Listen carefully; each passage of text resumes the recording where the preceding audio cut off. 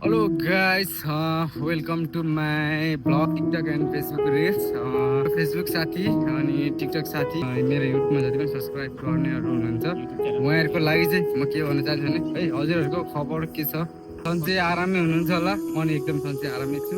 अनि आज चाहिँ हामी मलेसियाको सेलेङ्गर भन्ने ठाउँदेखिको मैले यो भिडियो पोस्ट गर्दैछु। आज चाहिँ हाम्रो मलेसियाको मनाउने एउटा सबैभन्दा ठुलो चाड नेपाली अर्थात् हिन्दूहरूले मनाउने जुन मनाउँछौँ दसैँ तिहार, सो त्यही खालको मुस्लिमहरूको चाहिँ सबैभन्दा ठुलो चाडलाई चाहिँ बकरिद ईद भन्ने गरिन्छ र बकरिद ईद रामदानलाई चाहिँ समर्दै आज हाम्रो छुट्टीको अवसरमा मेरो साथी उता दाइहरू हुनुहुन्छ न हाम्रो जुन होस्टेल छ त्यो होस्टेलदेखिको थोरै केही मात्र बाहिर आएको छौँ अनि यही खुसीको अवसरमा चाहिँ हजुरहरू सामु चाहिँ म के भन्न चाहन्छु भने बाहिर कन्ट्रीमा हुने मान्छेहरूको चाहिँ नेपालमा हुने चाडको चाहिँ खासै अर्थै हुँदैन क्या। मतलब नेपालमा दसैँको टिकाको दिन छ भने चाहिँ हामी यहाँ काम गरिराख्नु पर्ने खालको अवस्था हुन्छ क्या, किनकि त्यो यहाँको पर्व होइन नि त, हामी हिन्दूहरूको अर्थात्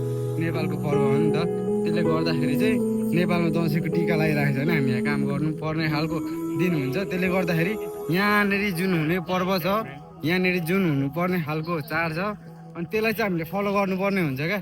जस्तै आज यहाँनिर यहाँको बकरिद ईद छ भने यसलाई चाहिँ फलो गरेर हामीले अब आनन्द छुट्टी पाएको छौँ, रमाइलो गरिराखेको छौँ होइन हो। सो त्यसमै रहनु पर्ने हुन्छ। अनि आज चाहिँ हामी सर्ट लाएर यो जुन बकरिद ईद रमजान त्यसको अवसरमा चाहिँ हामी बाहिर घुम्न आएको छौँ। त्यही हो, मलेसियामा चाहिँ अलिकति होइन गाह्रो छ, मतलब गाह्रै छ होइन।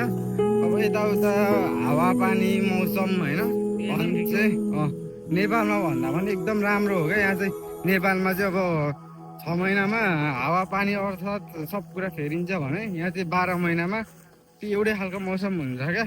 त्यसको चाहिँ होइन मैले एउटा कुरा राख्न चाहेँ यहाँ होइन, मलेसियामा भन्छ मान्छेलाई फ्री हुन्छ होइन, सब ठाउँभन्दा एकदम लिगली छ भन्छ होइन, हो हुन पनि हो ठाउँमा होला, तर हाम्रो यो जुन हाम्रो कम्पनी छ यसमा चाहिँ छैन है गाइस। जे भन्नु है त्यो चाहिँ यस्तो हुन्छ है, मलेसियामा चाहिँ आफ्नो कम्पनी अनुसारले फरक फरक खालको रुल्स बनाएको हुन्छ। अनि अर्थात् त्यसमा चाहिँ हाम्रो कम्पनीको रुल चाहिँ कस्तो छ भने हप्तामा एकचोटि मात्रै बाहिर निक्लिने जो हामी नेपालीहरूको सोच छ, नेपालीहरूको एउटा भनाइ छ नि, मलेसिया गएको मान्छे चाहिँ नेपाली फर्किँदैन, हरेक कुराहरू पाउँछ, त्यो चाहिँ एकदम गलत हो है। जो भोग्ने मान्छेलाई थाहा छ होइन। सो आफ्नो देश नेपाल छोडेर जाने मान्छेलाई मात्रै थाहा हुन्छ कि विदेश भनेको के हो क्या। हाम्रो देशमा, हाम्रो देश नेपालमा जति स्वतन्त्र छ त्यति स्वतन्त्र छैन क्या बाहिर कन्ट्रीमा चाहिँ होइन। इन्डियाकै कुरा गरौँ, इन्डियामै कति डिफरेन्स छ है। त्यो अनुसारले चाहिँ म हजुरहरूलाई के भन्छु भने एउटा विदेशको होइन रुख चाहिँ के दिन्छ भने त्यो इन्डिया जाने मान्छेलाई पनि सोध्नु क्या। अनि हाम्रो नेपालीहरूको भनाइ चाहिँ के छ भने विदेश गएको मान्छे अर्थात् अरूभन्दा पनि सबैभन्दा मलेसिया गएको मान्छेले चाहिँ घरै बिर्सिन्छ, घर परिवारै बिर्सिन्छ, सब कुरा बिर्सिन्छ, किनकि त्यहाँ सब थोकको व्यवस्था छ, त्यो सबै कुरा पाउँछ भन्ने खालको भनाइहरू एउटा छ नि त है। अनि त्यो चाहिँ 100मा 100 कदापि होइन है, किनकि मान्छेहरू त्यो कतिपय मान्छेहरू तपाईँहरूले नेपालमै पनि देखेको हुनुहुन्छ होइन। नगर्ने मान्छेले त्यसै पनि अब त्यो नेपाल नै पनि त होइन के चाहिँ गरेको हुन्छ र खाएको हुन्छ, बसेको हुन्छ होइन। त्यही नै त हो नि। अब घरमा आवश्यक परे अनुसारको कामहरू गरिँदैन, भोलि घरमा त्यो काम छ भने त्यही काम गरिँदैन। त्यो बिग्रिने मान्छे जुनसुकै ठाउँमा पनि बिग्रिहाल्छ, सायद मलेसिया होस्, साउदी होस्, कतार होस्, अस्ट्रेलिया होस्, अमेरिका होस् होइन। त्यही हो गाइज होइन। अनि प्रायः मान्छेहरूको म एउटा भनाइ सुन्छु के छ भने मलेसिया गएको मान्छेले चाहिँ आफ्नो घर परिवार बिर्सिन्छ, यताउता बिर्सिन्छ, त्यस्तो कदापि हुँदैन है। अनि हाम्रो चाहिँ कम्पनीको रुल्स कस्तो छ भने हप्तामा एकचोटि बाहिर निक्लिने है, 1 विक होइन, एक हप्तामा एकचोटि बाहिर निक्लिने। बिहानको 8 बजे चाहिँ आउट भयो भने 5 बजीभित्रमा इन्ट्री भइसक्नु पर्ने हुन्छ है।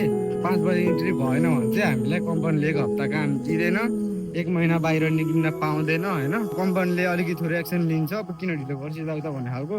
अनि तपाईँहरूले सोचे जस्तो चाहिँ विदेश हुँदैन है। त्यही हो, अब हामी भोग्ने मान्छेलाई मात्रै थाहा छ हामी बाहिर कस्तो तरिकाले काम गरिराखेको हुन्छ होइन, के गरिराखेको हुन्छ भन्ने कुराहरू है। त्यही गाइस आज हामी सर्ट लाएर बाहिर घुम्यौँ होइन। साथीसँग रमाइलो गऱ्यो एकदम रमाइलो नि भयो है त्यही त हो यार अब